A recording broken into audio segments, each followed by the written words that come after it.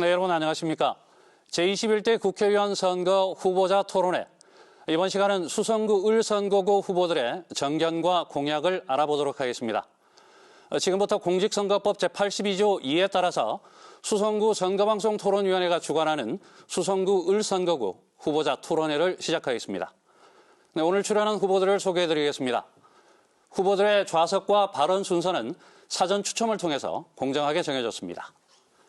먼저 기호 2번 미래통합당 이인선 후보. 네, 안녕하세요. 이인선입니다. 네, 기호 8번 무소속 홍준표 후보. 네, 홍준표입니다. 네, 기호 1번 더불어민주당 이상식 후보. 안녕하십니까, 이상식입니다. 네, 이렇게 3명의 후보가 나왔습니다. 토론에 들어가기에 앞서서 수성구 을선거구 후보들의 기조 연설부터 들어보도록 하겠습니다. 연설 시간은 1분 30초입니다. 연설 종료 10초 전에 보시는 것처럼 노란불이 켜지면서 예고음이 울리고 시간이 지나면 빨간불과 함께 경고음이 울리면서 발언자의 마이크는 꺼지게 됩니다. 시간을 꼭 지켜주시기 바랍니다. 먼저 미래통합당 이인선 후보부터 시작하겠습니다. 네, 화창한 봄입니다. 그러나 대구는 아직 추운 겨울입니다. 코로나19로 시민들은 두려움 속에서 하루하루를 버티고 있습니다. 생명을 빼앗기고 의료진까지 숨졌습니다. 그러나 앞으로가 더 문제입니다. 경제 쓰나미가 우리를 덮쳐오고 있습니다. 문재인 대통령은 코로나19로 국내 첫 사망자가 발생했을 때 청와대에서 파안대수하며 짜파구리 파티를 했습니다. 대구에서 코로나19 확진자가 급증할 때에도 중국 빗장은 열려 있었습니다. 민주당 대변인은 대구 봉쇄를 운운하며 대구를 무시하고 고립시켰습니다. 문재인 정권은 대구의 봄을 빼앗아가 버렸습니다. 이런 상황인데도 어떤 후보는 대통령을 할 테니 표를 달라고 합니다. 지금이 대통령을 뽑는 선거가 아니지 않습니까? 수성 주민들이 개인의 대권 욕망에 이용되는 소모품은 아니지 않습니까? 이번 선거는 대구를 절단낸 문재인 정권을 심판하는 선거일입니다. 대구가 키운 미래통합당이 새로운 대한민국을 만들어 가겠습니다. 강단위는 미래통합당 후보 이인선 정권 심판에 목숨을 걸겠습니다. 코로나19 폭망경제 반드시 살려내겠습니다. 확실하게 밀어주십시오. 감사합니다. 네, 이번에는 무소속 홍준표 후보의 기조연설입니다. 홍준표입니다. 늘 25년 정치하는 동안 1번, 2번으로 출마를 했는데 이번에는 8번이 되었습니다. 8번이지만은 투표 용지로 보면 4번째 칸입니다. 이번에 무소속으로 나갈 수밖에 없었던 것은 당 지도부 일부와 김영호 공관위원장의 협잡 공천으로 인해서 저에게 당에서 불출마를 요구를 했습니다. 그러나 이번에 불출마를 하게 되면 2022년도 대선에 나가기가 어렵기 때문에 저는 부득이하게 초중고등학교를 나오고 저를 키워준 대구로 갈 수밖에 없다. 그런 생각으로 절박한 심령으로 대구에서 출마를 하게 되었습니다.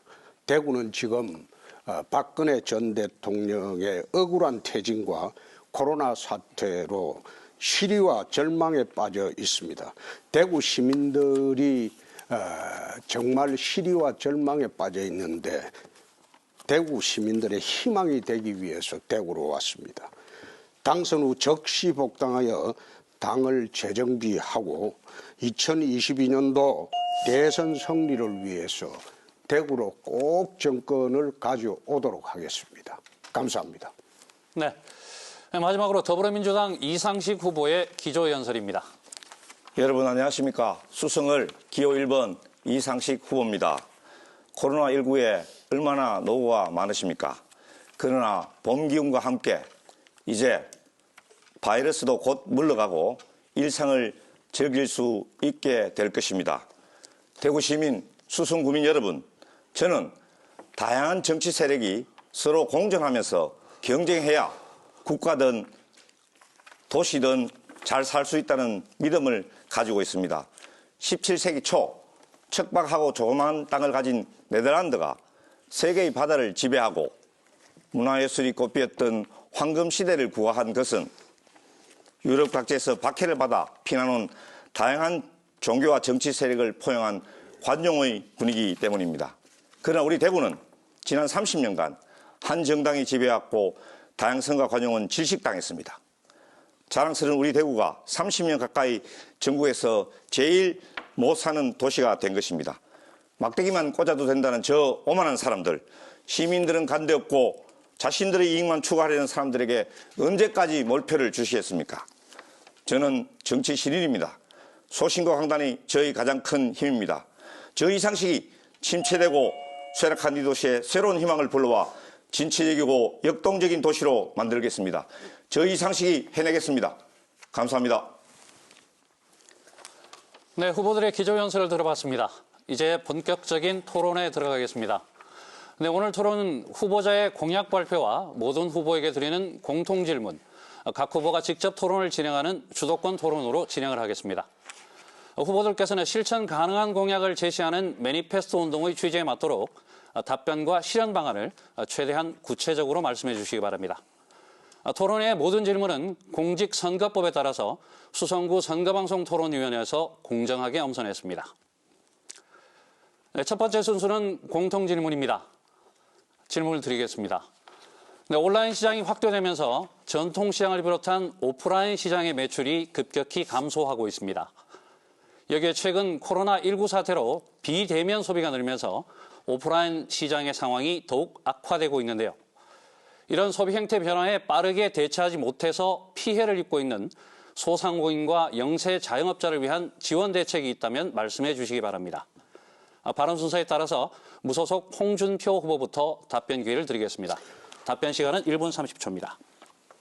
우선 소비 형태가 오프라인에서 온라인으로 변화하면서 제일 먼저 해야 될 게 소상공인과 자영업자들이 이제 앱 개발을 해줘야 되겠죠. 온라인 주문 형태로 전환하는데 적극적으로 대비하기 위해서 앱 개발을 해주고, 그리고 앱 개발을 해주고 홍보하고 난 뒤에 그 다음에 주문이 들어오면 택배를 보내주는 배달 체계를 국가가 지원해서 해줘야 할 것으로 저는 봅니다. 그런데 문제는 코로나 이전에도 이런 소상공인과 자영업자들은 참으로 어려운 사태를 겪고 있습니다. 대구는 자영업자 비중이 23%로 7대 도시 중에 최고입니다. 그만큼 자영업자 소상공인 비중이 높은 데에는 대구의 핵심 산업 부재로 따른 것이 가장 큰 이유입니다. 코로나 이전에 정부가 최저임금을 급상승시키고 주 52시간 제도를 강제로 도입하면서 사실상 자영업자나 소상공인이 또는 중소기업이 폭망하게 되었습니다. 그래서 정부 정책 중에서 최저임금제나 주 52시간제는 강제 규정이 아닌 권고 규정으로 즉시 바꿔서 숨통을 터줘야 됩니다. 네, 잘 들었습니다. 네, 이번엔 더불어민주당 이상식 후보의 답변을 듣겠습니다. 예, 가뜩이나 위축된 대구 경기가 코로나19의 직격탄을 맞아서 대구의 소상공인들이 생사의 기로에 서 있습니다. 선거운동을 위해서 이제 인사하려고 식당에 들어갔다가 손님이 너무 없어서 머쓱하고 미안해서 되돌아 나온 적이 한두 번이 아니었습니다. 정부에서는 코로나19로 어려움을 겪고 있는 소상공인이나 중소기업 지원을 위해서 추경 예산 11조 7천억 원을 편성하였습니다. 또 이와는 별도로 코로나19 경영자금 100조를 마련하였습니다. 소상공인에 대한 긴급 경영자금 지원, 특례보정 지원, 대출금 만기 연장, 대출금 이자 유예 등이 포함되어 있습니다. 이러한 직접 지원과 간접 지원이 한시라도 빨리 집행되어서 소상공인들이 생계 보탬이 되고 희망이 될 수 있었으면 좋겠습니다. 코로나19로 인한 위기가 어느 정도 수습이 되고 나면은 장기적으로는 주차장을 확충하고 위생시설을 이제 다시 갖추는 등 재래시장을 현대화시키고 소품종 다품종 소량 생산하는 소상공인 장려책 등 소상공인들에 대한 근본적인 경쟁력 강화 대책이 필요하다고 보여집니다. 네, 마지막으로 미래통합당 이인선 후보께 답변 기회 드리겠습니다. 네, 대구시가 이제 코로나 발생이 51일째입니다. 삶의 터전을 잃을까 걱정하는 소상공인들을 만날 때마다 눈물이 날 정도로 안타깝습니다. 대구시 자료에 의하면 긴급 생계자금을 신청한 건수가 43만 건수입니다. 그런데 대구가 마련하고 있는 소상공인 지원 대책에 의하면 총 지원 사업비는 2,676억 원입니다. 이 사업비를 생계자금 신청자분들에게만 지급한다 하더라도 고작 127만 원 정도 돌아갑니다. 이게 무슨 소상공인 지원 방안이라고 할 수 있겠습니까? 우선 급한 불 끄자는 것인데 그 이후에 진정한 지원 대책이 나오지 않고 있습니다. 정부와 대구시가 나서서 소상공인들에게 신용 보증을 충분히 공급하고 저리의 자금을 평상 생활로 돌아갈 수 있게 해주어야 합니다. 중앙정부에서는 최근 11조 7천억 추경과 100조 규모의 지원 방안을 마련했습니다. 그러나 미래통합당은 기업이 완전히 회복할 수 있도록 240조 규모의 패키지 지원을 제안했습니다. 여기에는 예산 용도 변경 100조, 긴급 금융 지원 100조, 국민 채권 발행 40조가 포함되어 있습니다. 실질적인 지원이 가능합니다. 네, 잘 들었습니다. 네, 두 번째 공통 질문을 드리겠습니다. 수성구는 지역 전체가 투기 과열 지구로 지정되어 있지만은 지역에 따라서 집값이 3배 이상 차이가 날 만큼 불균형이 심각합니다. 또 부동산 가격이 높은 일부 지역 때문에 낙후된 지역은 주거 환경 개선이나 도시 재생 등의 균형 발전 사업에도 제약을 받고 있는데요. 수성구의 부동산 안정화와 지역 균형 발전을 함께 해결할 수 있는 방안을 말씀해 주시기 바랍니다. 발언 순서에 따라서 더불어민주당 이상식 후보에게 답변 주기에 드리겠습니다. 답변 시간은 1분 30초입니다. 부동산을 통해서 불로소득을 누리는 경제 구조를 바꿔야 합니다. 정부에서도 부동산 안정화를 위한 강력한 대책을 시행하고 있습니다. 이번에 보니까 저희 대구의 국회의원 분들 중에서도 강남에 수십억짜리 아파트를 보유한 분들이 계시지만 이익을 목적으로 하는 부동산 투기는 모든 수단을 통해서 잡아내야 합니다. 그러나 코로나19로 대구 경제가 직격탄을 맞은 지금은 부동산 안정화보다 오히려 부동산과 건설 경기 활성화를 통해 경제에 활력을 불어넣어야 한다고 생각합니다. 그래서 저는 이번에 비수도권에서는 유일하게 지정된 수성구의 투기과열지구 해제를 추진하겠습니다. 그러면은 부동산 매매 수요에 따라서 자영업자들이 먹고 살 거리가 많이 생겨날 것입니다. 일자리도 많이 발생할 것입니다. 지역 균형 발전은 중요한 문제입니다. 저희 민주당 정부는 노무현 대통령 시절부터 지역 균형 발전을 줄기차게 추진해 왔습니다. 신수동 혁신도시는 그 산물입니다. 저는 이번에 당선이 되면 대구에 중소기업이 많은 점, 자영업자가 많은 점을 최대한 감안해서 중소기업은행 본사의 대구 유치를 적극 추진할 생각입니다. 또 지역 내 균형 발전을 위해서 경신고등학교를 수성을 지역으로 반드시 이전시키겠습니다. 네, 이번에는 미래통합당 이인선 후보에게 답변 기회를 드리겠습니다.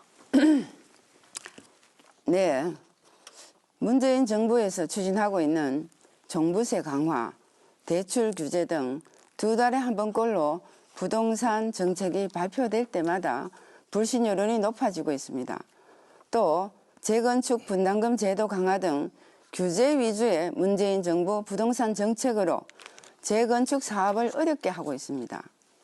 문재인 정부가 추진한 부동산 정책은 집값 안정에만 매몰되어 시장 상황이 반영되지 않고 있습니다. 수성구에 비해서 수성구의 경우를 보면 수성을 지역의 구도심 아파트 가격은 수성갑 지역에 비해서 턱없이 낮은데도 투기과열지구로 묶어서 주민들이 재산상 큰 불이익을 당하고 있습니다. 이런 부동산 안정화를 위해서는 공급을 늘려야 합니다. 그러기 위해서는 신속하게 재개발, 재건축 승인을 통해 공급을 확대하여야 합니다. 또한 우리 수성구의 균형 발전을 위해서는 부동산 재개발, 재건축 외에 도시철도 3호선을 즉시 연장하고 4차 산업 특성화 고교나 4차 산업 아카데미 교육원 같은 것을 신설해서 교통과 교육의 균형 발전을 공약으로 제시하고 있습니다. 이인선 행정 전문가로 잘 사는 수성을 만들 것입니다. 네, 마지막으로 무소속 홍준표 후보의 답변을 듣겠습니다. 문정부는 재개발 재건축을 억제하고 대출 억제 이런 방식으로 각종 규제로 부동산 과열 억제를 하고 있습니다. 부동산 대책망이 이미 19번을 발표를 했는데 노무현 정권 당시에 17번을 발표를 했습니다. 그런데 정권 3년 차에 들어서 이미 19번을 지금 발표를 하고 있습니다. 수성가벌은 기본적으로 범물지산지구하고 범어동지구가 부동산 가격이 3배입니다. 3배로 낮습니다. 을지역은. 그래서 을지역을 개발을 해야 되는데 을지역의 개발을 막고 있는 것은 투기과열지구 지정입니다. 이 투기과열지구로 지정이 되면 재개발 재건축을 하기가 아주 어렵습니다. 지난 2017년도 9월에 이 정권이 수성구에 투기과열지구로 지정을 할 때 아마 권영전 대구시장은 반대한 것으로 알고 있습니다. 이 정권은 지금 그 투기과열지구 해제를 요청을 해도 아마 이번에 선거 때 그걸 들고 나오는 거 보니까 자기들이 지정을 해놓고 이미 투기과열지구가 안 돼 버렸는데 적시 해제를 해야 되는데 해제를 하고 있지 않습니다. 적시 투기과열지구를 해제하고 수성 을지역의 재개발 재건축을 수월하게 할 수 있도록 해야 할 것입니다. 네, 잘 들었습니다. 네, 이번 순서는 각 후보가 자신의 공약을 발표하는 공약 발표 시간입니다. 먼저 미래통합당 이인선 후보의 공약부터 들어보겠습니다. 발언 시간은 1분 30초입니다. 네. 저는 산업, 산학, 연관, 산업체, 학교, 연구소, 관, 두루 거친 현장 경제 전문가입니다. 중앙과 해외에 구축한 인적 네트워크, 검증된 정책 능력을 바탕으로 이인선이 하니까 다르구나 하는 소리를 반드시 듣도록 하겠습니다. 먼저 대구의 기존 산업의 경쟁력을 높이겠습니다. 그리고 R&D를 통해 최근 블록체인, 인공지능, 가상현실 등 4차 산업을 선도하는 지식기반 산업을 육성해서 대구 산업을 고부가가치 산업으로 혁신하고 일자리를 창출하겠습니다. 특히 코로나19를 계기로 예방바이오 연구센터를 설립해서 IT 기반 융합산업 육성에 혼신의 노력을 하겠습니다. 저 이인선은 청년들이 마음껏 연구하고 창업할 수 있는 제도를 입법 발의하겠습니다. 이곳 수성구에서 아마존, 아리바바, B&B와 같은 세계 시장을 선도하는 청년 기업들이 많이 탄생할 수 있도록 하겠습니다. 수성을과 수성갑의 차이를 해소해서 골고루 잘 사는 수성구를 만들겠습니다. 역시 수성을의 투기과열지구를 해제하고 재개발, 재건축에 물꼬를 트기 위해서 노력하겠습니다. 네, 다음은 무소속 홍준표 후보의 공약을 듣겠습니다. 우선 제가 수성에 오면서 5가지 약속을 했습니다. 첫 번째 수성을에 대한 공약입니다. 저는 밖에서는 이제 법학을 전공했다, 행정학을 전공했다 해서 그렇게 알려져 있지만은 제가 명예법학 박사이기도 하지만은 명예부동산학 박사 자격도 있습니다. 수성동, 중동, 파동, 두산동 150만 평, 1만 8천여 세대는 지구 단위 계획을 다시 세우고 통개발을 추진하도록 하겠습니다. 지산 범물지구 85만 평 3만여 세대에는 종상향과 용적률 확대를 통해서 재개발, 재건축을 쉽게 할 것입니다. 물론 파동지구도 마찬가지입니다. 수성을의 국제고 외고 유치에서 교육 환경을 좋게 하겠습니다. 코로나 대책으로 제가 극복 20조 뉴딜 정책을 발표했는데 민주당이 아마 보름 뒤에 이걸 따라서 발표한 것으로 알고 있습니다. 대구 통합신공항을 활용하여 첨단 산업을 유치하고 플라잉카 산업, 나르는 자동차 산업을 대구로 유치하도록 하겠습니다. 이것은 총선 공약이라기보다도 앞으로 대선 공약으로 발전시켜서 정권 차원에서 추진하도록 하겠습니다. 네, 다음은 더불어민주당 이상식 후보의 공약을 듣겠습니다. 예, 첫째, 수성 가벌 지역의 균형 발전을 위해서 명문 경신고를 지산동으로 이전시키겠습니다. 경신고 이전은 정치 신인으로서 저희 첫 번째 약속입니다. 실현 가능성을 의심하는 분들이 계십니다. 저는 약속드립니다. 집권 여당의 힘과 행정고시의 네트워크이면 충분히 가능합니다. 경북, 대륜, 오성, 정화 그 많은 학교들이 어떻게 수성 갑 지역으로 이전했겠습니까? 재단의 동의는 이미 얻었습니다. 제가 총대를 매겠습니다. 반드시 성사시키도록 하겠습니다. 둘째, 대구은행역과 가창 스파베리를 연결하는 도시철도 수성남부선을 신설하도록 하겠습니다. 8.9km, 11개 역이며 중동, 상동, 파동과 향후 수성구로 편입시켜야 할 가창 지역이 수혜 대상이 됩니다. 셋째, 수성구에 대형 병원이 없는 점, 코로나19로 공공의료의 중요성이 정대된 점을 감안하여 제2 대구의료원을 지역 내에 반드시 유치하겠습니다. 넷째, 코로나19로 악화된 지역 경제의 활성화를 위하여 비수도권에서 유일한 수성구의 투기과열지구 해제를 적극 추진하겠습니다. 네, 잘 들었습니다. 네, 이번에는 후보들이 직접 토론을 진행하는 주도권 토론 순서입니다. 정해진 시간 안에 상대 후보에게 자유롭게 질문하고 그에 대한 답변을 들을 수 있습니다. 각 후보에게 제공되는 시간은 2분입니다. 상대 후보의 답변 시간을 고려해서 질문과 답변을 해주시기 바랍니다. 하지만 상대방을 비방하는 발언은 할 수가 없습니다. 첫 번째 주도권 토론은 무소속 홍준표 후보부터 진행하겠습니다. 시작하시죠. 네. 우선 이상식 후보한테 한번 물어보겠습니다. 예. 밖에 현수막에 투기과열지구 해체라고 했다가 아마 제가 지적을 하니까 그걸 해제로 아마 바꾼 것 같은데 투기과열지구가 되게 되면 이게 재개발, 재건축이 사실상 불가능해집니다. 그러면 수성구가 투기과열지구를 해제를 해야 되는데 이 해제를 하려면 국토부에서 이게 협조를 해줘야 되는데 국토부에서 여태 협조를 해주고 있지 않아요. 투기과열지구를 지정하는 과정을 보면 이게 국토부 규칙으로 합니다. 사유재산권을 제한하려면 법률로 해야 되는데 법률이 아닌 규칙으로 이 엄청난 그 재산권 제한이 이루어지고 있는데 여기에 대해서 어떻게 생각하십니까? 예, 우선 그 해체, 해제 이거는 이제 제가 그걸 뭐 모른다고 후보님 생각하지 않으시죠, 그죠? 명백한 미스프린트였다 이렇게 말씀드리고요. 투기과열지구 해제가 필요합니다. 투기과열지구 저는 이제 시행령으로 되어 있는 줄 알았는데 그게 규칙으로 지정하게 되어 있습니까? 국토부 규칙입니다. 예, 제가 지난 한 달 정도 됐습니다. 제가 행정고시 출신이거든요. 행정고시 34회인데 거기에 이제 이 문제를 총괄하는 주택토지실장이 마침 제 행정고시 동기였습니다. 그래서 그 친구에게 전화를 해서 이거를 수성구 전체가 어떻게 투기과열지구에 해당되느냐.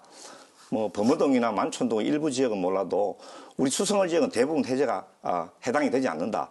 이거를 해제해달라고 제가 강력하게 요청을 한 바 있습니다. 그런데 이거 투기과열지구 해제를 하려면 국토부에서 그거 들어줘야 돼요. 장관이.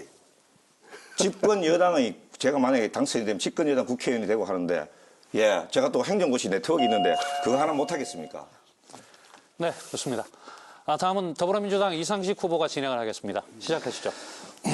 예, 홍 후보님. 예, 저번에 저보고 이제 경찰청장 출신이 왜 이렇게 거치냐 이렇게 말씀하시는데 경찰이 원래 좀 거칩니다. 예. 근데 거칠기로는 뭐 홍 후보님 제가 어떻게 따라가겠습니까? 그렇죠. 예. 저는 조직폭력 수사를 했으니까. 우리 후보님 제가 공보문을 봤거든요. 예. 가진 자들이 좀 더 양보하는 세상, 어렵고 힘든 사람들에게 한 번 더 기회를 주는 세상 이렇게 돼 있죠. 그죠? 그렇습니다. 막 서민들에게 어필을 하려고 그러신 것 같아요. 그죠? 그런데 이번에 코로나19 긴급 생계비에 대해서 국고거들 낸다. 매표행위다. 이렇게 또 말씀하셨잖아요. 그렇습니다. 공범을 내는 거 완전히 이율배반적인 거 아니, 아닙니까? 그건 틀리죠. 왜 틀립니까? 그것은 긴급 생계비야말로 가진 자들이 조금 양보해서 낸 세금으로 어렵고 힘든 사람들에게 주는 거 아닙니까? 그러면 그걸 매달 줍니까? 매달 주는 건 아니지만 매달 주는 거 아니죠. 아니, 매달 그 한 번 주고 끝내는 거 아닙니까?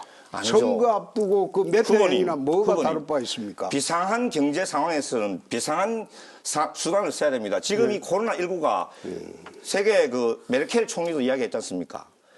2차 세계대전 이후에 가장 엄중한 위기라고요, 지금. 보통의 수단으로 되지 않습니다. 저도 포퓰리즘 좋아하지 않습니다. 그렇지만은, 예, 저는 이거 홍 후보님, 평소에는 홍 후보님이나 저랑 똑같은 가난한 집안 출신이잖아요. 저는 농부의 아들입니다. 예, 그런데 이제 홍 후보님 이미 기득권층이 되신 것 같아요. 아니, 약자의 눈물을 닦아주는 게 정치인데. 예. 홍 후보님 이제 더 내가 이상. 답변할 기회를 줘야죠. 아니, 저 혼자 다 이야기할 수도 있습니다. 뭐. 아니. 그냥 간단하게 한번 이야기해 보세요, 그러면. 경제적 기반을 되살리는데 국고를 사용해야지 선거 앞두고 매달 줄 돈도 후보님, 아닌데 경제 일회성으로 기반은 지금 긴급 금융자금 100조도 있지 않습니까? 그럼 경제 기반, 그럼 산업계잖아요. 대기업을 살리기 위해서 그럼 서민은 죽어도 되는 이 말씀입니까? 그건 아니잖아요. 네, 마지막은 미래통합당 이인선 후보가 진행을 하겠습니다. 시작하시죠. 네, 홍 후보님께 묻겠습니다. 전부 저한테만 하시네. 예. 예, 어저께 아마 SNS에 뜨겁게 달군 홍세로에 대해서 아시죠? 아, 그 좀 보고는 받았습니다. 예, 제가 말씀드리겠습니다. 아주 따끈따끈한 건데 예. 홍세로에 대해서 사전에 허가도 받지 않고 남의 작품을 똑같이 도용하는 범죄 행위였습니다. 그래서 조강진 작가는 자기 SNS를 통해서 저작권자로서 이태원 클라스, 이렇게 비슷하게 보입니다. 이태원 클라스가 어떤 정치적인 성향도 띄지 않기를 바란다고 7일에 밝혔습니다. 논란이 되자 바로 홍보물을 삭제했습니다. 19년도 19대 총선 때도 앵그리버드를 패러디한 홍그리버드를 선보였습니다. 어린이에게 인기가 많은 캐릭터라고 했습니다. 그런데 이런 저작권에 대한 인식이 부족하신 건지 이건 조금 상습적인 범죄 행위가 아닌가 생각을 합니다. 상대방의 허가도 받지 않고 사용하는 것은 문제라고 생각합니다. 간단하게 말씀을 한번 해보시죠. 그것은 우리 SNS 팀에서 아마 자체적으로 한 모양인데 문제가 되자 즉각 삭제한 것으로 저는 들었습니다. 예, 네. 잘 알겠습니다. 근데 이렇게 SNS 팀이다 이렇게 핑계를 댈 게 아니고 평소에 보면 이런 실수를 반복하고 이렇게 보이는 것은 지금은 우리 정치 사상 굉장히 대권을 갖은 큰 인물이잖아요. 그러면 신뢰나 책임에 대해서 책임을 져야 할 뿐만 아니고 또 보통은 보면 지난번에도 별명이 많습니다. 홍뻐꾸기라 그래서 나무의 둥지에 가서 알을 놓는다. 뭐 이런 이제 홍뻐꾸기에 대한 얘기가 네, 나옵니다. 후보들의 주도권 토론 잘 들었습니다. 주도권 토론은 앞으로 2차례 더 남아 있습니다. 못다한 말씀은 다음 기회를 이용해 주시기 바랍니다. 네, 지금 여러분께서는 수성구 선거방송토론위원회가 주관하는 제21대 국회의원 선거, 수성구 을선거구 후보자 토론회와 함께하고 계십니다. 네, 이번에는 다시 공송질문입니다. 지방자치에 기반이 되는 수성구의 재정 자립도가 25년째 제자리 걸음을 면치 못하고 있습니다. 2020년 예상 재정 자립도가 25.5%로 다른 자치단체보다는 상황이 조금 나은 편이지만 여전히 정부와 대구시에 대한 의존율이 높습니다. 수성구의 자체 예산 비중을 확대할 수 있는 후보자의 보관을 말씀해 주시기 바랍니다. 발언 순서에 따라서 더불어민주당 이상식 후보에게 답변 기회를 드리겠습니다. 예, 지역이 발전하기 위해서는 지역 재정 자립도 정대가 필수적입니다. 자체 재원이 있어야 지역 실정에 맞는 사업을 추진할 수 있는 거죠. 그러나 지방 재정 자립도는 현재 전국이 평균 55%입니다. 대구는 58% 정도 되지만 서울이 86%, 인천 69%, 울산 66에 비해서 크게 뒤지고 있습니다. 정부에서는 이 점을 고려해서 지방재정 자립을 위한 강력한 재정분권을 국정과제로 선정했습니다. 2022년까지 현재 78대 22 비율인 국세와 지방세의 비율을 70대 30으로 개선하고자 합니다. 이로 인해서 약 8조 5천억 원 정도의 지방세가 더 거쳐서 지방정부의 재정 자립이 한층 더 강화될 전망입니다.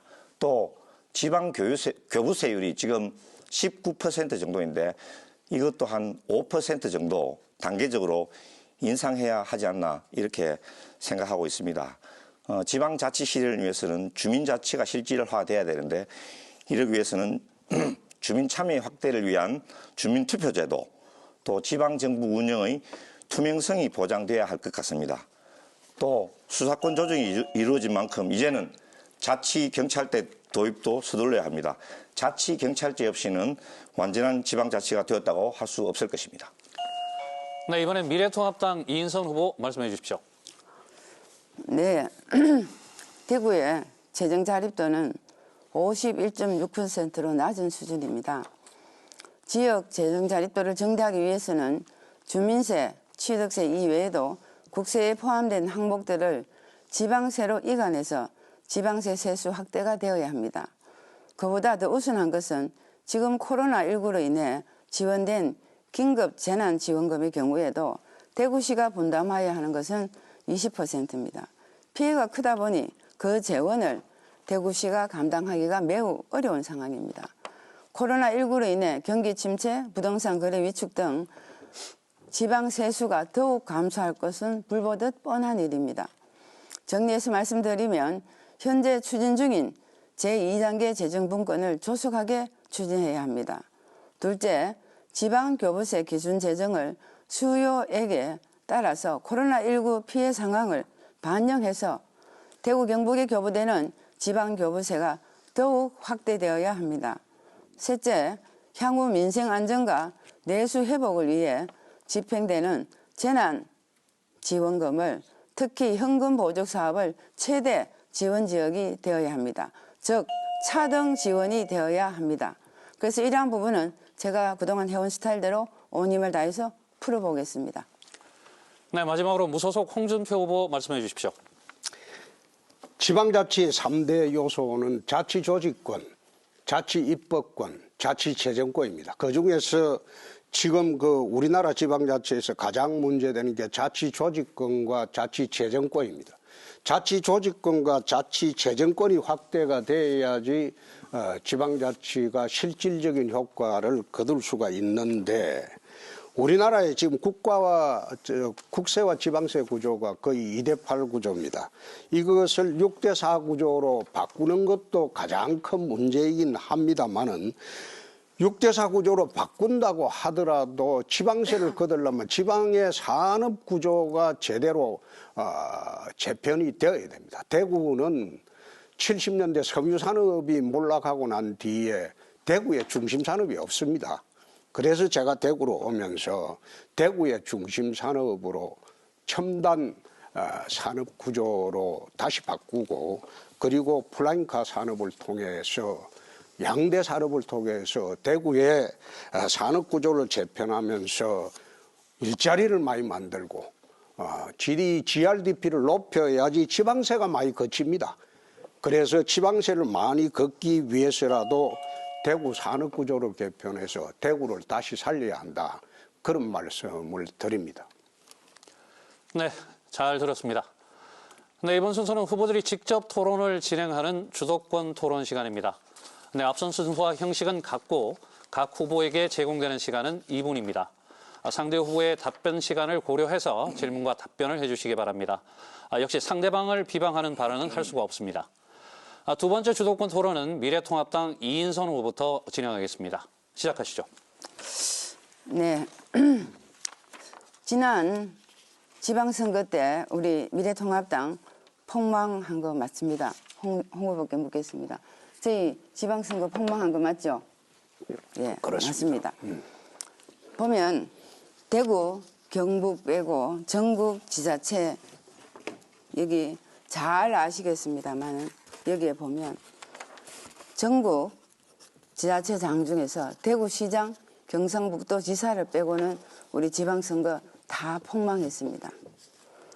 그때 당시에 폭망한 이유가 나름대로 그때 당시를 살펴보면 재판 중이었던 박근혜 대통령을 출당시킨 것과 박근혜 대통령을 공적인 자리에서 춘향인 줄 알았는데 향단이더라 하는 막말을 하시는 당대표 태도 때문이라고들 합니다. 그리고 이번에 지방선거에 졌다는 이유로 구미, 안동에 우리 국회의원 후보들 컷오프되거나 불출마했습니다. 그런데 전체 지방선거를 총지휘했던 당대표로서 컷오프되고 불출마하는 것은 당연하다고 생각합니다. 그런데 그게 자기중심적으로 생각해서 자기 세력 확보를 위해서 지금 조금 전에 2020년, 2022년 대선을 위해서 이번에 꼭 무소속 후보로 가서 대권하겠다 이렇게 말씀하시는데 그 부분에 대해서는 제가 여러 가지 자료가 많습니다만 지난번에도 페이스북에 보면 대표할 때 무소속 가는 사람에 대해서 잘 되는 꼴을 못 봤다고 얘기를 했습니다. 그래서 제가 그런 점에 대해서 후보님한테 제가 묻고 싶습니다. 지난 지방선거는 노무현 문재인 정권의 위장평화회담으로 인한 그 속임수였죠. 그리고 그 지방선거 책임을 지고 내 당대표 사퇴를 했습니다. 그리고 그 이인선 후보께서 지난 대선 때 고생하신 거 잘 알고 있습니다. 미안합니다. 네, 다음은 무소속 홍준표 후보가 진행을 하겠습니다. 시작하시죠. 자, 아까 이상식 후보님한테 내가 물어봤는데 투기과열지구를 해제를 하는 것이 실정 하나 힘으로 된다고 보십니까? 그건 아니죠. 그건 아니죠. 예. 그러면 이게 김부겸 장관이 있을 때 권 시장이 반대를 했는데도 그 난색을 보였거든요. 그래서 이 지정이 됐는데 이거 해제하지 않고는 해제해야 됩니다. 수성을 지역의 재개발 재건축이 안 됩니다. 해제해야 그럼 이 투기과열지구 지정 과정이 규칙으로 돼 있는데 예. 헌법에 보면 재산권을 제한하려면 법률로 하기로 돼 있습니다. 거기에 대해서 어떻게 생각하십니까? 예, 뭐 법률이 원래 규칙보다 상위 규범이기 때문에 그렇죠. 예, 재산권이 중대한 침해가 있을 경우에는 네. 그거를 이제 법률로 하는 게 맞죠. 그렇죠. 만약에 그게 잘못됐다면 네. 예, 고치면 되는 것이죠. 고치는 게 아니라 지금 하고 있는 게 위헌 소지가 있어요. 그런데 모든 저는 행정고시 출신입니다. 모든 이제 우리 홍 후보께서는 법학 출신이시니까 모든 걸 법적으로 이렇게 접근하시는데 모든 행정 현상을 다 법으로 자세하게 규율할 수 없기 때문에 시행령이나 규칙을 둬서 규율하는 거 아니겠습니까? 아니, 그럼 포괄 위임의 금지 원칙에 방하거든요. 예. 포괄적 위임하면 안 되거든. 네, 그건 그 맞습니다. 뭐 행정고시에도 나는 사법시험이었어요. 맞아요. 행정보다 훨씬 어려운 사법시험이었어요. 꼭 그런데 훨씬 어렵지 않죠. 예. 아니, 제가 이야기는 이런 그 행정도 법치 행정이어야 한다. 맞습니다. 법치 행정 맞습니다. 법에 어긋나는 행정은 잘못된 거죠. 예, 만약에 그게 명백한 잘못이라면 뭐 위헌 뭐 법률 규칙 심사 이런 거 있지 않습니까? 그걸 그렇지. 예, 해야 돼요. 그러면 여당에서 그건 알아서 해줬어야지. 아, 예, 그게 만약에 잘못된 게 있으면은 제가 국회의원이 되면은 당연히 바로잡도록 그렇게 하겠습니다. 알겠습니다. 예. 네, 마지막으로 더불어민주당 이상식 후보가 진행을 하겠습니다. 시작하시죠. 예, 홍 후보님은 저한테 이제 앉아 법률적인 문제, 실무적인 문제를 묻는데 저는 뭐 좀 더 큰 문제를 좀 물어야 되겠습니다. 네, 좋습니다. 수성구 품격 있는 곳이잖아요, 그죠? 그렇습니다. 정치에 품격이 있어야 한다. 예. 동의하시죠? 예.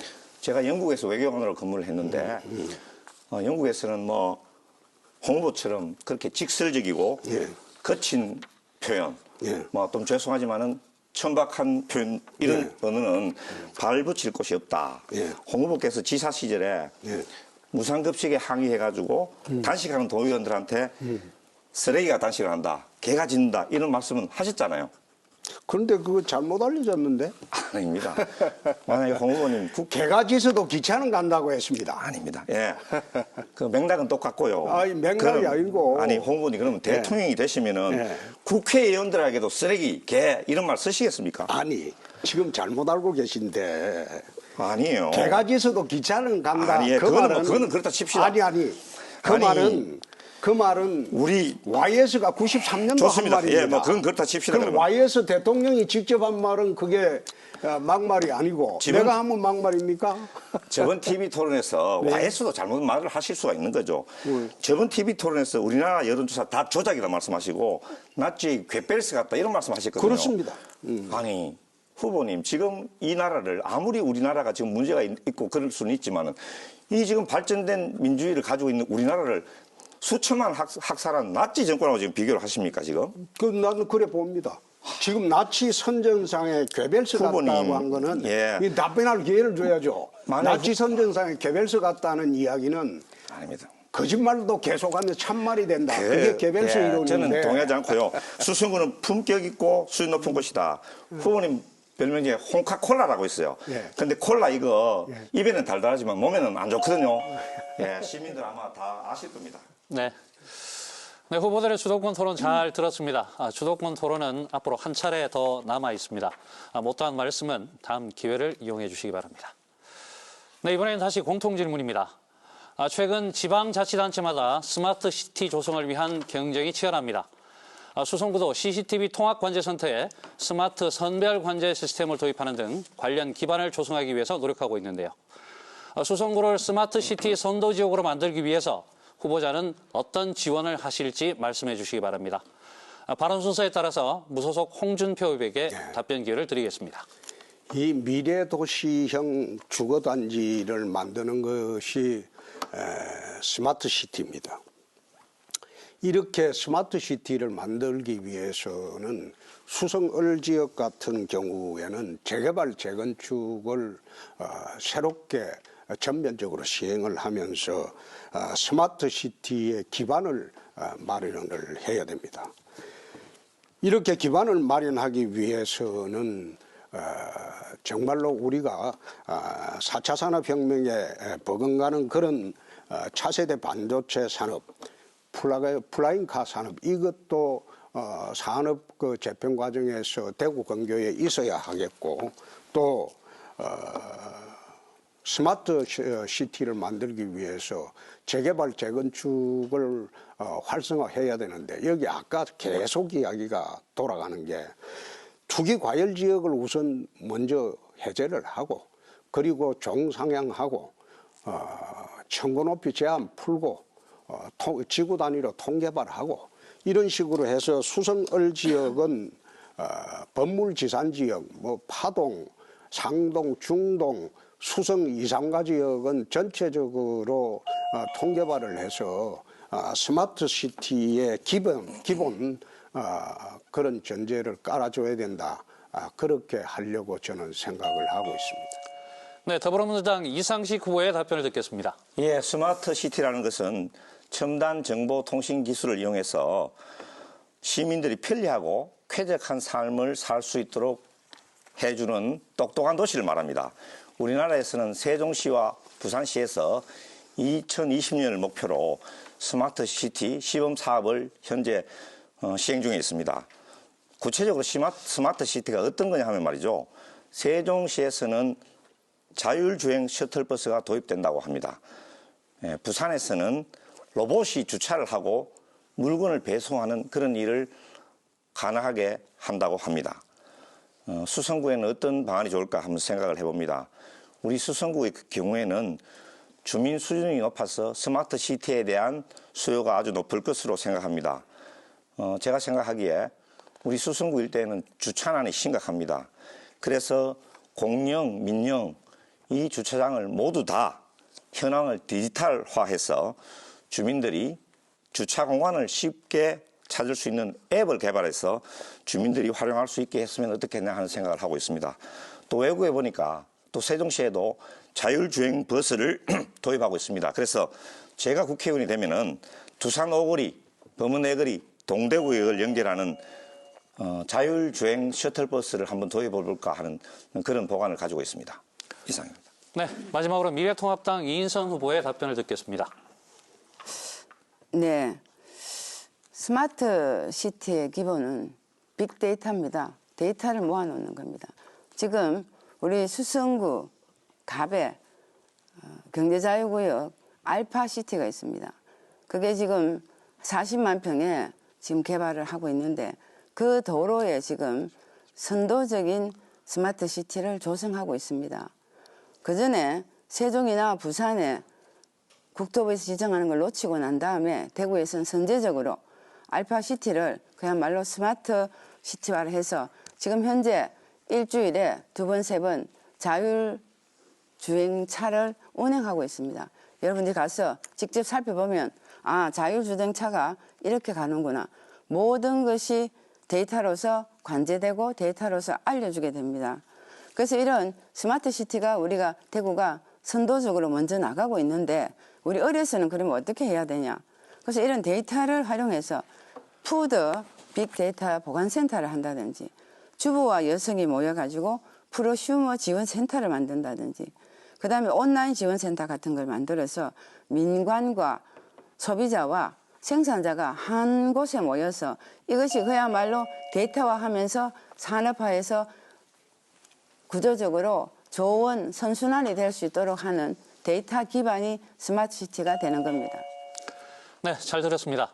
네, 이번에는 다시 후보들이 직접 토론을 진행하는 주도권 토론입니다. 네, 앞선 순서와 형식은 같고 각 후보에게 제공되는 시간은 2분입니다. 상대 후보의 답변 시간을 고려해서 질문과 답변을 해 주시기 바랍니다. 역시 상대방을 비방하는 발언은 할 수가 없습니다. 마지막 주도권 토론은 더불어민주당 이상식 후보부터 진행하겠습니다. 예, 홍 후보님, 대구 경제가 예, 전국에서 꼴찌라는 건 알고 계시죠? 그렇습니다. 예, 그동안 미래통합당이 30년간 대구를 독점하는 동안 대구가 경제 꼴찌였거든요. 미래통합당이 대구에 기여한 게 아무것도 없다. 저번에 제가 TV 토론에서도 홍 후보한테 집권당 대표하셨는데 대구에 뭐 하냐 이렇게 물으니까 홍 후보께서도 뭐 30매덕짜리 뭐 사업 하나 하셨다 이렇게 말씀하셨잖아요, 그죠? 예.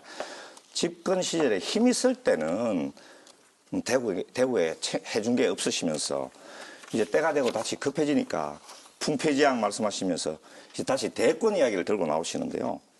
풍패지향, 항우 유방 이야기 나오는 저 초안지에 유방 고향이죠, 그죠? 역사 좋아하시는 모양인데 역사 얘기 한번 해보겠습니다. 항우는 역발상 기계세, 전투에는 엄청 가지만 정치를 못해가지고 집니다, 그죠? 고향에 돌아가서 권태 중매하자. 부하들이 이렇게 권유하니까 항우가 내가 거병할 때 데리고 온 강동의 8천 자제를 다 잃고 무슨 낯으로 고향에 돌아갈 것인가 이렇게 자계를 합니다. 그래서 비장하죠. 항우는 이제 전쟁에 지고도 제왕 대접을 받는 거죠. 홍 후보님은 박근혜 탄핵, 대선 패배, 지선 패배 3번 졌습니다. 이제는 물러날 때가 돼야 된다고 생각하거든요. 예. 예. 퇴장하시기는커녕 여기저기 이제 보시다가 우리 수성을이 좀 만만해 보이니까 풍피지향 운운하시면서 이제 평소에는 아무것도 안 해주시다가 이제 대구에 나타나셔가지고 표를 달라고 하시거든요. 어떻게 생각하십니까? 지금 저한테 답변 기회는 10초밖에 안 되네요.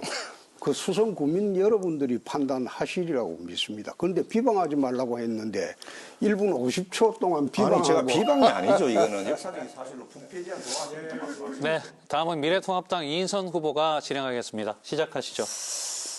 네, 어떻게 하다 보니까 홍 후보한테 질문이 자꾸 쏟아지네요. 내가 네. 1등이 뭐예요? 1등이라서 그런 게 아니고 이치에 맞지 않기 때문에 아마 질문이 많이 떨어지나 봅니다. 지금 조금 전에 공약에서 대구에 플라잉카를 하겠다, 반도체 산업을 유치하겠다 이렇게 말씀하셨습니다. 사실은 반도체 산업은 메모리 시스템 우리 대구 지역에 할 수가 없습니다. 그래서 이게 수도권 쪽으로 몰려 있습니다. 그래서 이렇게 큰 우리 수성을에 국회의원 오셔가지고 지금 총선은 우리 지역의 일꾼을 뽑는 겁니다. 대선의 후보를 뽑는 게 아닙니다. 근데 반도체 산업을 한다? 플라잉카 사업은 조금 전에 얘기했던 우리 수성의료지구에 자율주행 자동차를 지금 저희들이 진행하고 있습니다. 아직까지는 플라잉카는 법적인 문제, 기술적인 문제가 많이 남아 있습니다. 물론 미래지향적으로 이렇게 하겠다는 것은 참 잘하신 일이긴 하지만 지금 현재 당장 공약으로서는 부족하다는 생각이 들고요. 그래서 짧게 답을 해주시고 그다음 우리 이상식 후보한테 여쭙고 싶은 것은 그 문재인 정부에 우리 젊은 엄마들이 젊은이들이 가장 힘들어하고 붕괴했던 것은 조국 사태였습니다. 조국 사태에 정경심 교수가 장애에 대한 부분들을 들으면서 굉장히 자괴감을 느꼈습니다. 그래서 그런 부분에 대한 시간이 된다면 답변해 주시고요. 시간이 안 되면 답변을 할 수가 없는데 우선 홍 후보께서 이런 큰 공약은 우리 수성을 공약하고는 맞지 않은데 너무 큰 공약을 하니까 사람들은 정말 우리 홍 후보가 대선 후보라고 생각해서 이렇게 많이 이렇게 떠 있는 것 같습니다. 예, 답변 한번 해보시죠. 지금 10초밖에 또 시간을 안 줍니다만은 그런 큰 공약을 할 수 있는 능력이 되니까 큰 공약을 하는 겁니다. 네, 마지막은 무소속 홍준표 후보가 진행하겠습니다. 자, 우리 조국 사태에 대해서 우리 그 이상식 후보님이 한번 말씀해 보시죠. 과연 그게 공정했습니까? 예, 우리 홍 후보께서도 이제 저를 의식하는 모양입니다, 지금. 아니, 의식하는 게 아니고. 좋습니다. 아니, 가만히 있어봐요. 예. 우리 이인선 후보는 같은 당 출신이기 때문에 내가 공격할 필요가 없어요. 그런데 민주당은 제 생각으로서는 대구에서는 한 표도 줘서는 안 된다. 민주당은. 그 실상을 지금 이야기하려고 내가 물어보는 겁니다. 예, 자, 말씀하세요. 조국 사태, 이인선 후보가 말씀하신 조국 사태에 대해서 과연 그게 기회는 공정하고 예. 그다음에 뭐 절차는 어떻게 하고 조국 뭐 사태. 결과가 정의로웠느냐. 그 문 대통령 한 이야기예요. 조국 사태로 우리 예. 젊은 분들한테 많은 국민들한테 실망과 상처를 준 점 저도 굉장히 안타깝게 생각합니다. 네. 저희도 사실 조국의 피해자입니다. 그걸로 민주당 지지율이 곤두박질 쳤지 않습니까? 이 대구에서. 아니 그런데 조국 사태가 그게 이제 끝나고 난 뒤도 문 대통령은 조국을 옹호했어요. 그 옳다는 생각입니까? 끝나고 난 뒤도 문재인 대통령은 조국이를 옹호했어요. 홍 후보님은 예. 우리 문 대통령 아니면 민주당만 공개하고 저의 개인적인 거는 공개할 게 없는 모양이죠, 지금. 말씀드릴게요. 저는 물론 우리 대통령과 정부가 다 잘한다는 건 아닙니다. 저 그래서 민주당 위원장으로서는 정말 하기 힘든 이야기 많이 했습니다. 적폐청산 너무 오래 한다 이런 말. 민주당 위원장이 쉽게 할 수 있습니까? 예. 조국 이 사람의 처신을 보면 각 시를 감옥에 넣어놓고 시는 밖에 나와 있다 말이에요. 제 생각은 남편이 대신 들어갔어야지. 그 바뀐 거 아닙니까? 대신 들어갔어야지. 네, 말씀 잘 들었습니다. 네, 이번에는 다시 공통 질문을 드리겠습니다.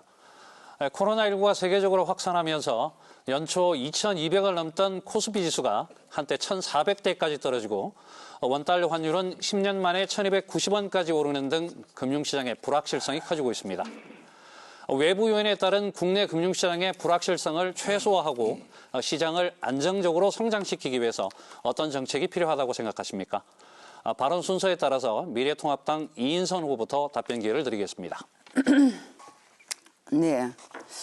코로나19 사태로 소비, 생산, 투자 활동이 굉장히 둔화가 됐습니다.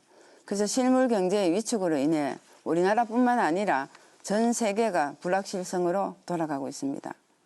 이런 시장 불안 심리가 확산되면서 과거의 금융위기는 대기업, 대형 은행에서 출발했지만 현재의 위기는 소상공인들을 축으로 넓고 광범위하게 되어 있습니다. 따라서 초기 단계부터 중소기업, 소상공인, 서민가계 금융 지원을 위한 충분한 정책 자금 공급을 늘려야 합니다. 또한 신용이 취약한 중소기업 소상공인에 대한 정부 차원의 보증 공급 확대와 시장 안정을 위한 선제적인 유동 지원도 병행 추진되어야 합니다. 금융시장의 안정화는 일시적으로 자금을 겪고 있는 기업에 대한 유동성 공급과 아주 밀접한 관계가 있습니다. 시중은행이 금융기관들이 대출금 연장을 유연하게 해주고 또 이런 정책기관들이 스포트를 해줘야 됩니다. 무엇보다 중요한 것은 금융시장의 안정화를 경제 논리로 접근하지 말고 경제 논리로 반드시 접근을 해야 되지 정치적인 의도나 권력의 개입으로 통한 방법은 지양되어야 된다고 생각합니다. 네, 다음은 무소속 홍준표 후보 말씀해 주십시오. 지금 우리가 겪고 있는 코로나 이후의 경제 몰락 과정은 IMF처럼 금융시장 위기에 국한돼서 시작된 게 아닙니다. 전 산업이 지금 다 마비가 되고 있습니다.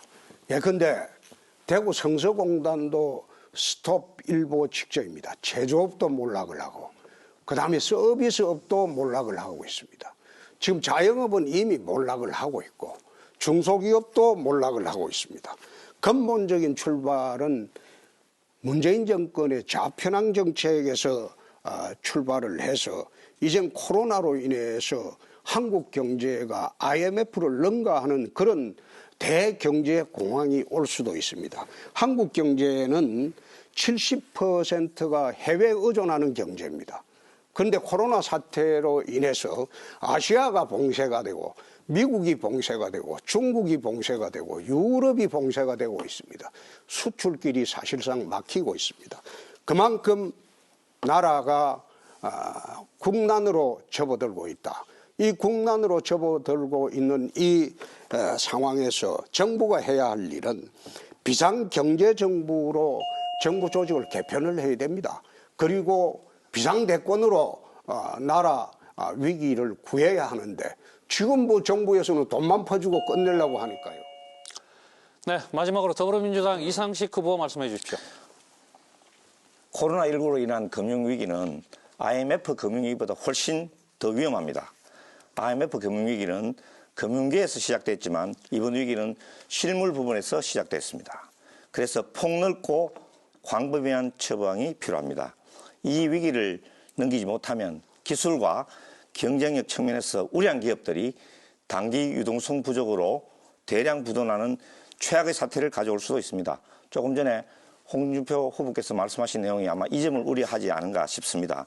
그렇지만 정부에서 이번에 마련한 금융 안정화 방안은 코로나19가 우리 경제를 뒤흔드는, 우리 경제의 근간을 뒤흔드는 위험에 대처해서 우리 경제의 주축인 산업계를 보호하기 위한 것입니다. 예, 그래서 내용을 보면은 중소기업 긴급자금도 30조, 또 보증 공급, 회사채 발행 지원, 금융시장 안정펀드 이렇게 다양한 구성으로 되어 있습니다.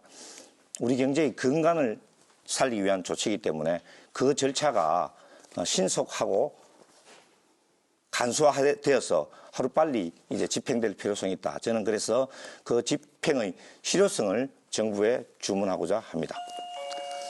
네, 잘 들었습니다. 네, 이번에는 오늘 토론회에서 준비한 마지막 공통 질문을 드리겠습니다. 초중고 학생들의 1인당 사교육비가 매년 최고치를 갱신하고 있습니다. 정부가 공교육 강화 정책을 추진하고 있지만은 현재 지역 학생 75%가 사교육을 받은 것으로 나타났는데요. 이런 사교육 의존 현상을 줄이기 위해서 후보들은 어떤 해결 방안이 있는지 말씀해 주시기 바랍니다. 발언 순서에 따라서 무소속 홍준표 후보부터 답변 기회를 드리겠습니다. 저는 지난 대선 때부터 한국의 입시제도를 좀 바꿔야 되겠다. 첫째, 수시와 입학 사정관 제도를 없애고 100% 정시로 선발하자.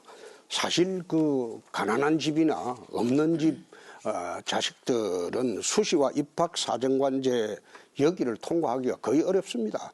지금 입학 사정관제나 수시로 대강 다 뽑아버리고 정시는 20, 30%밖에 뽑지 않습니다. 정말 힘든 과정을 거쳐야 하겠죠. 두 번째, 1년에 수능 시험을 2번을 시행을 해서 그중 더 좋은 성적으로 나온 것 기초로 해서 그거로 선발을 하자. 100% 정시로. 그리고 세 번째, 가난하고 힘든 학생들 사교육비 절약을 위해서 EBS 활성화를 통해서 사교육이 좀 필요 없도록 하자. 그리고 대부분의 출제 범위는 EBS 방송을 기본으로 한 7, 80% 이상 EBS 방송 내용 중에서 출제를 하도록 하자. 이렇게 대안을 제시를 지난 대선 때부터 쭉 해왔습니다. 해왔는데 참 어려운 것은 이게 정권이 바뀌어야지 이 제도가 시행이 될 수 있을 것으로 봅니다. 네, 다음은 더불어민주당 이상식 후보의 답변을 듣겠습니다. 예, 좋은 대학에 입학하는 것이 목표로 인식되는 한 사교육을 근본적으로 해결할 수는 없다고 생각합니다. 자녀를 좋은 대학에 보내고 싶은 것은 모든 부모의 공통된 마음이다 이렇게 생각하고요. 그래서 돈 있고 능력 있는 부모라면은 어떻게 해서든지 고액 과외를 하고 그러는 거죠. 그래서 일전에 이게 이제 드라마의 주제로 방영된 적도 있습니다. 저는 이제 개인적으로는 공교육 강화가 그 대답이라고 생각합니다만은 우리나라 현실에서는 조금 어렵지 않겠나 단기적으로는. 그래서 저는 입시 단순화에 그 해답이 있다. 제가 고등학교 다닐 때는 입시가 단순했습니다. 내신하고 학력고사 이 둘만 잘 보면 됐습니다. 그렇지만 그것으로도 변별력은 충분했다. 저는 이렇게 생각합니다. 여기에다가 자꾸 다른 걸 추가하고 하니까 거기에 대비해서 고액 과외를 하고 돈 없고 가난한 학생들이 좌절한다. 저는 이렇게 생각합니다. 그래서 고교 입시 제도를 단순화해야 된다 하는 그런 생각을 가지고 있습니다. 불법 고액 과외에 대해서는 엄정하게 조치하는 것이 필요하다. 엉터리 스펙 이것도 추방해야 된다. 그렇지만 저는 학부모들의 인식 개선도 중요하다고 생각합니다. 우선 사교육은 전부 다 선행학습이지 않습니까?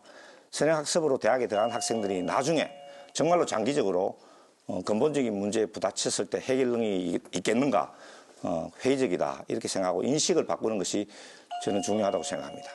네, 마지막으로 미래통합당 이인선 후보 말씀해 주십시오.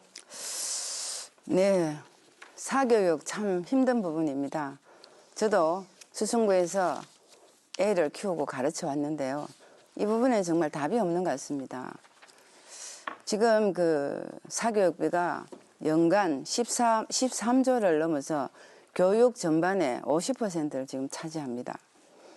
근데 이게 근본적으로 보면 전체적으로 사교육, 공교육이 잘 녹아져 있어야 되는데 각각 떨어져 있어서는 있을 수가 없는 일입니다. 근데 한 가지는 모든 교육이 대입을 위해서, 좋은 대학을 가기 위해서 지금 존재하는 것 같습니다. 근데 이 대학에다가 자율화를 줘야지 됩니다.